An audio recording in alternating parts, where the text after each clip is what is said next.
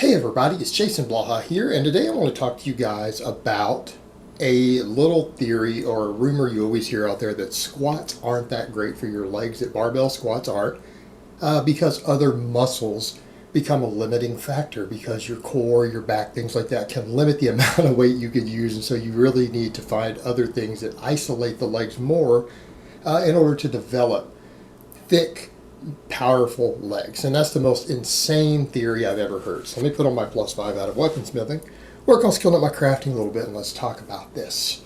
And I apologize, guys, my internet's still down, but I figured let me just keep making a few informative videos to get up for you guys. Hopefully it will be up to date, in which case you will be watching this video whatever day it comes back up.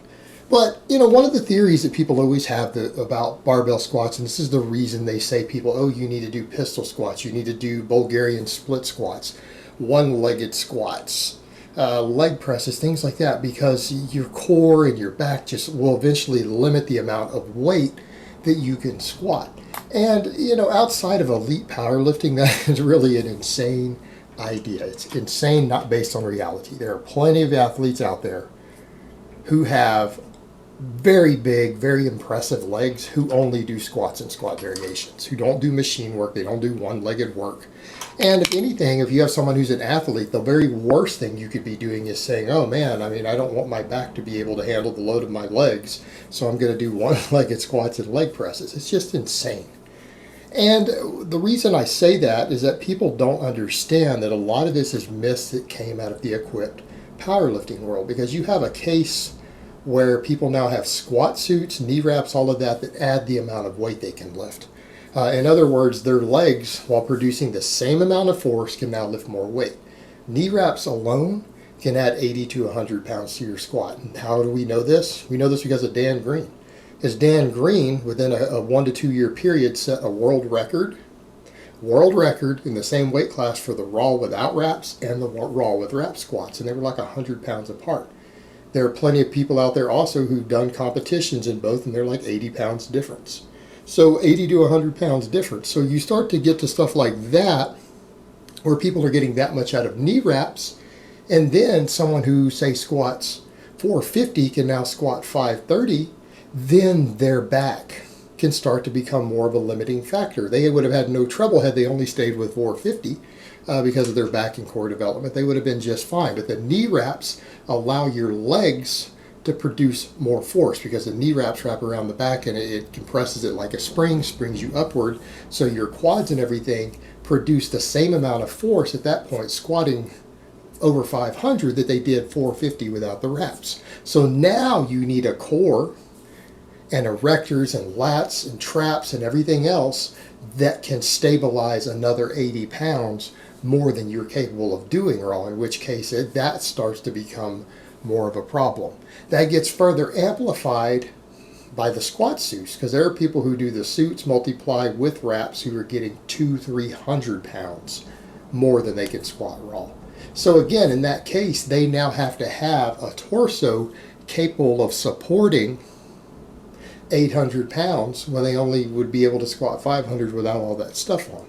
So in this case, this is where a lot of these myths come from. And I'm not saying these muscles aren't important and that a strong back won't be beneficial and a strong core and everything, but if you train these things correctly and you take your time building them up and you do a little bit of exercise variation, they don't become a factor.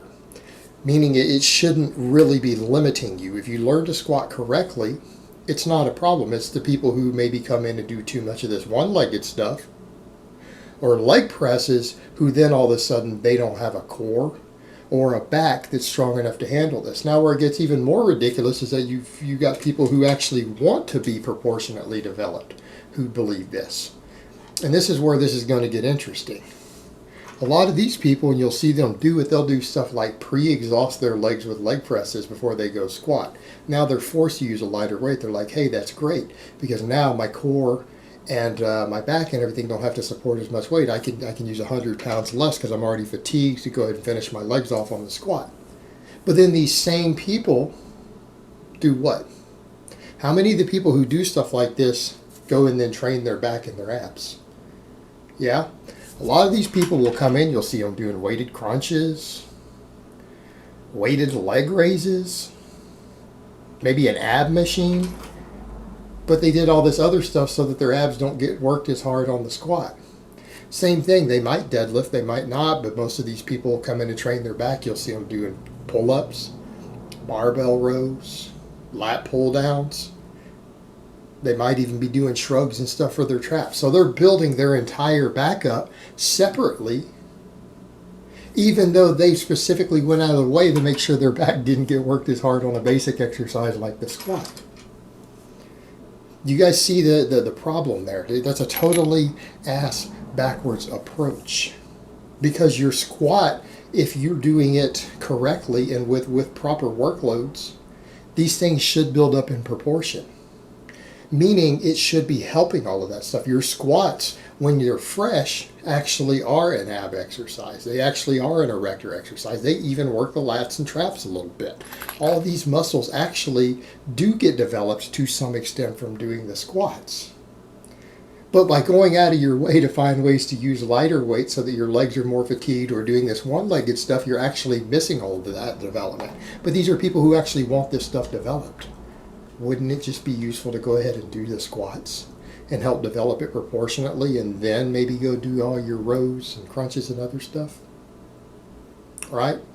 It would make a lot more sense because it's not like you don't want these muscles developed. Most people who do squats aren't trying to go T-Rex mode. Their goal is not to keep a tiny torso and to have no lats, no erectors, no traps, no core, and just be able to have massive legs. That's not what they're usually doing. Most people want a well-developed core. They want well-developed abdominals. They want a thick, muscular back who at least lift and lift heavy. So it's just completely ridiculous that people do this, and it's a totally absurd approach. And the thing is, if this was such a big deal, if people's backs and cores weren't strong enough to squat this weight, why are there people out there who squat 600, 700, 800 pounds completely raw? And those aren't the best in the world. World records are higher than that. But there are guys out there, plenty of guys out there, strong guys who can squat 600, 700 pounds. They exist. They're on YouTube. If your back and your core won't let you squat that much weight, then how come their back and cores can squat that much weight? You guys, again, you see the problem here? What do you mean?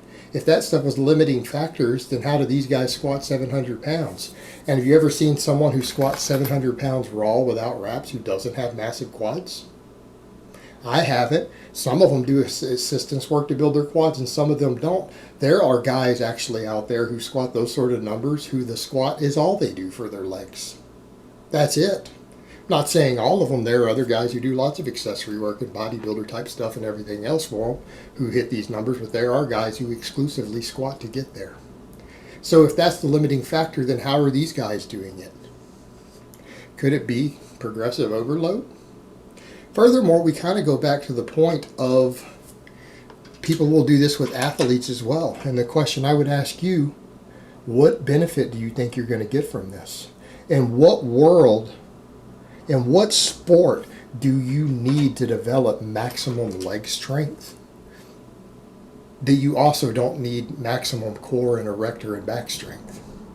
Meaning, let's say you're going to play a contact sport. You see this a lot. Some coaches and stuff are out there having football players and other people do this stuff and hopping around on one leg and playing grab ass and leapfrog in the gym instead of actually having them do some barbell squats. And they come back and say, well, because, we want their legs stronger. We don't want their leg strength to be limited by their core and back. So now you basically have made athletes with a weak core and back who have fairly strong legs. What's going to happen when they have to hit somebody on the playing field? You don't think you've put them at a disadvantage? So what are you going to do when your guy who you have do these one-legged squats who now is only capable of squatting 400 pounds? If you were to actually make him do it, that's about all he could handle in terms of the force because of his core and back. What's going to happen when some guy hits him who squats 600 or 700 pounds on the playing field and whose back and core and legs and their whole body is capable of producing that type of force and to stabilize it? What happens when he hits your 400-pound squat guy on the field when they go head-to-head and run into each other? Which one's at a disadvantage? Your guy has strong legs, but he doesn't have the core and the back to back it up? Well, you don't get hit in the knees on the playing field. That guy's hitting him in the torso. You're at a disadvantage. Same thing in any contact sport where this stuff comes up. It's the exact same problem. Now you've got guys who are weak. Oh no, you've managed to get their legs individually strong doing unilateral work, but they're not strong. That is not good for any sport. It's not good for any sport. Again, we come back to this point. Having a powerful core capable of taking a hit or stabilizing a lot of weight is an advantage in a lot of situations in life. Particularly any situation in which your body is going to be hit by something with a lot of force. And I don't care whether it's a fist fight, whether on the street or in an MMA match. I don't care whether it's on a football field. I don't care whether it's in a car wreck. That stuff matters. Just like Brittany and I, a few months back, we got hit. Brittany's had to go through physical therapy for it. I came in and deadlifted 545 for a triple 3 days after we got hit. You see the difference? We were in the same vehicle. Got rear-ended. Same vehicle. The difference is I'm a lot stronger than her. What happened? It didn't hurt me. I didn't get injured. My neck got a little sore. Had to have it adjusted. And went right back to training. Again, a lot of advantages to this. And people go out of their way with this stuff. They go out of their way to avoid it because of myths and rumors that you're not going to be able to maximally develop your leg size or strength because your core and your back are going to limit you on the squat. Absolutely insane. And people say, well, some people's biomechanics are not built to squat. They can't build big quad. That's not possible. What you mean is that some people's biomechanics force them to squat less weight per pound of body weight than other people. That's what you actually mean. How can you possibly remove the quads from a raw squat where you're using no wraps, no suit?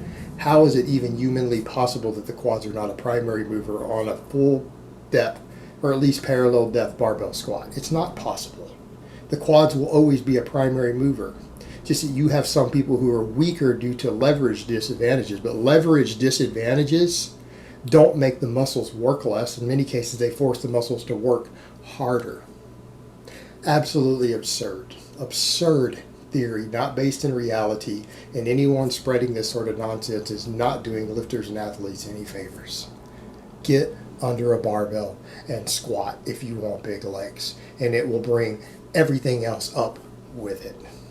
And if those things do become a limiting factor, guess what? That's why we invented barbell rows and crunches. Problem solved. All right, guys, but that's really all I have to say on that today. I hope it's been informative, and I will talk to you guys next time.